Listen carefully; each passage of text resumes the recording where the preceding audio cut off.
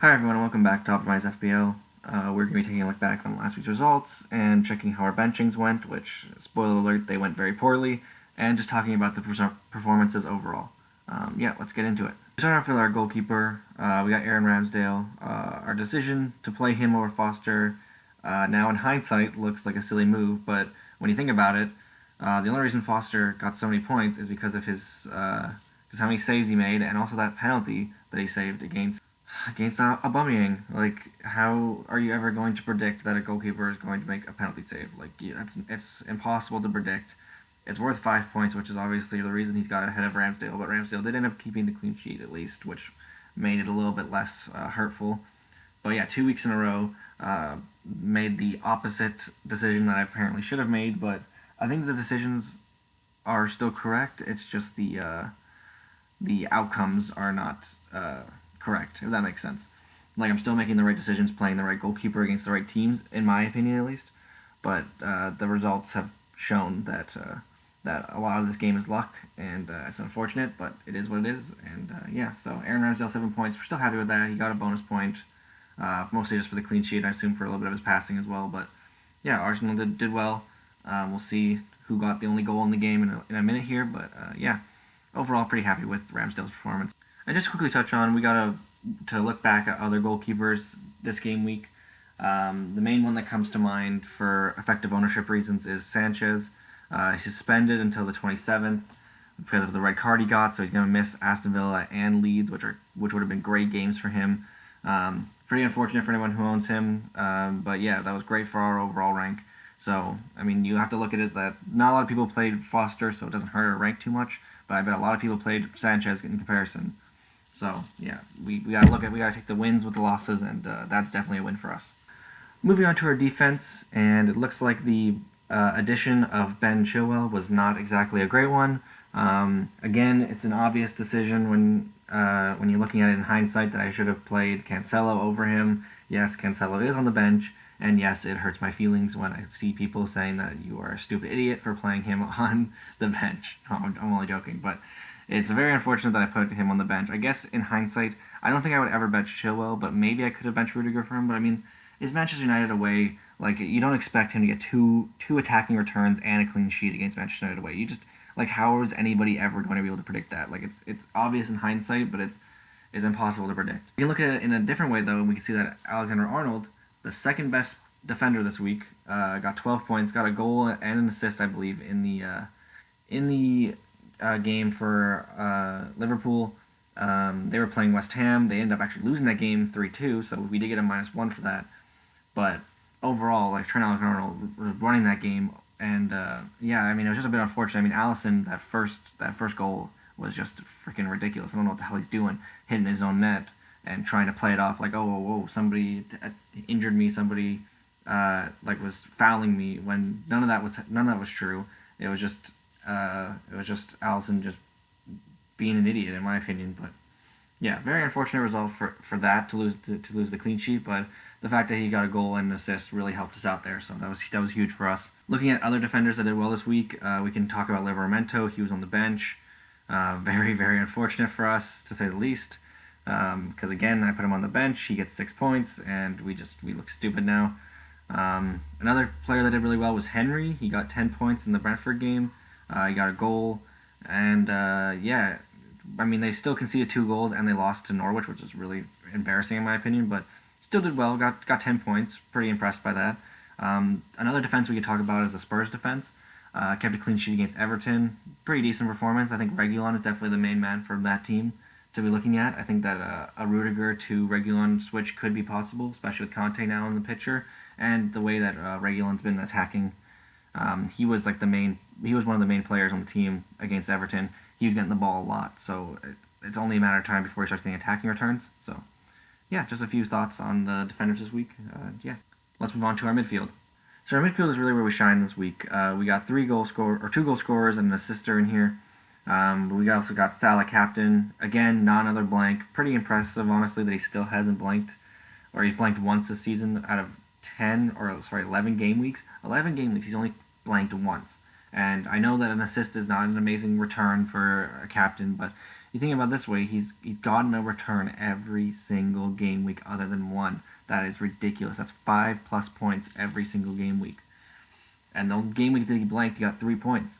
So you perma-captain him, and he's gotten you mad points so far. Yeah, well, let's start with Smith Rowe, the only goal scorer in the Arsenal Watford game. Not too much to say there.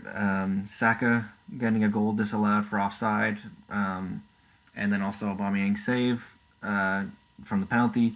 So it could have easily been like a routing, like a 3-0 win for Arsenal, which wouldn't have been too surprising. But happy we got the only one that actually counted, which was Smith Rowe's. So yeah, his expected goals are definitely lower than Saka's, so maybe this transfer might end up going badly for us in the future, but so far it's working out quite well for us. Looking to right, we got Rafinha, 9 points again, getting one of the only goals in the Leeds Leicester game. It was 1-1.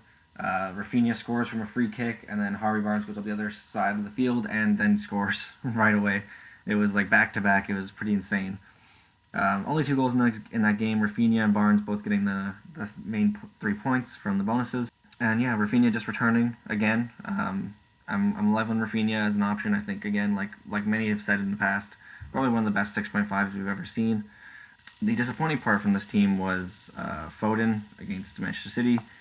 He was not one of the 2 goal scorers. 2 goal scorers were Bernardo and then also I guess Eric Bailly with the own goal, which was it was a pretty unfortunate deflection from Bailly, so he can't hopefully he doesn't take it too hard. But yeah, Foden wasn't too much involved in the game from what I remember.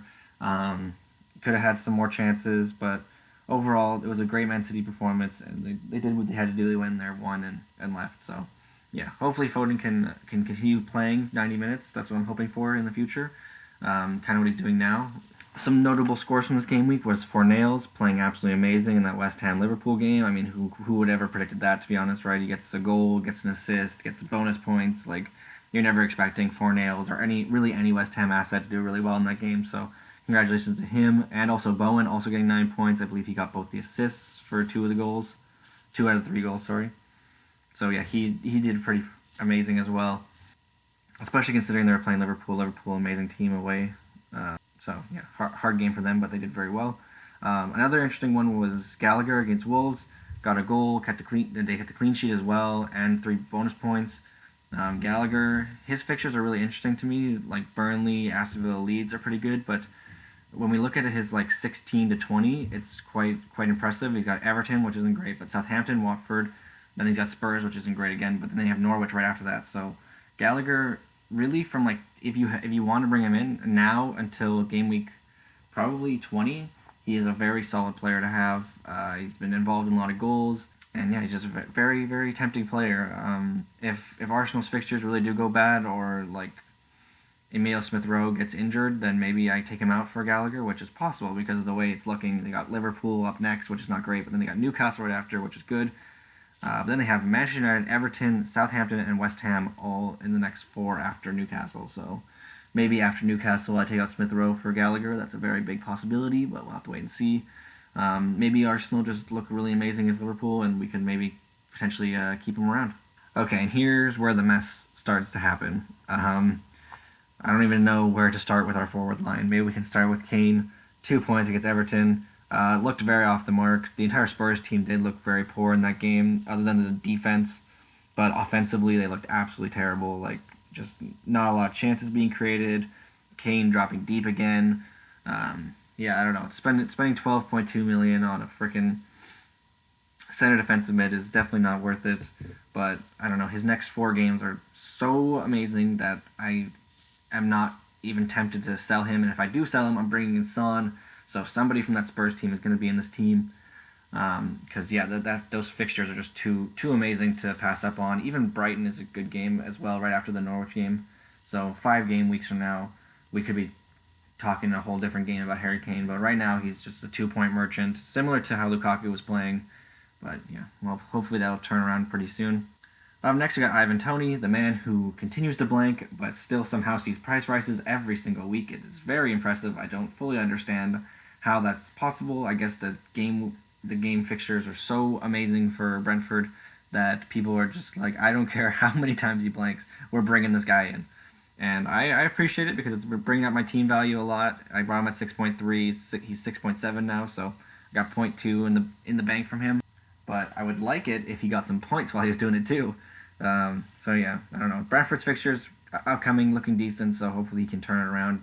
Newcastle next, so let's hope they don't butcher it again, because losing to Norwich is pretty embarrassing, especially considering they sacked their manager right after winning. So yeah, pretty interesting one by them, but pretty unfortunate for Brentford. Let's hope Tony can turn this around.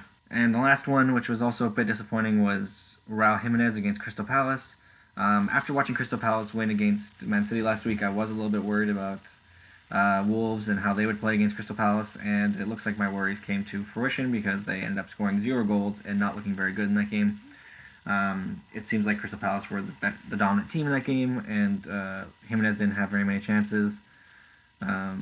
Yeah, we're just hoping that he can turn it around again, get some goals. He's done well in the last 2 game weeks before this, so hopefully he can do well. I mean, they got West Ham coming up next, which is not great, but they didn't have Norwich and Burnley right afterwards, so I'm hoping that he can do well in those 2 games.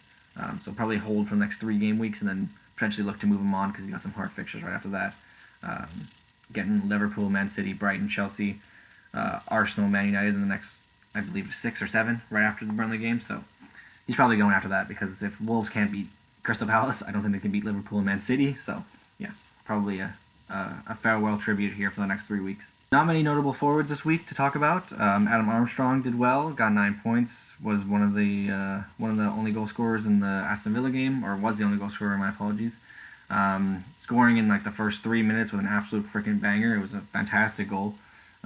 Hopefully he can stay in the Southampton side and nail down a spot, because when he was dropped for, what was his name? Bjornen, or whatever his name was, I can't even remember. That was pretty unfortunate for Adam Armstrong owners, but yeah, if he can keep his place held down, that'd be very impressive, and he's a good price for it, only 5.6 million. Could be a solid Tony replacement if he never ends up picking up his form. Another potential Tony replacement would be Pukki, also getting 9 points, one of the main goal scorers in the Norwich game, getting a goal from, a penalty. Yeah, doing decently. Got 3 bonus points as well, same with Henry. But yeah, overall Pukki did well in that game, it seems like.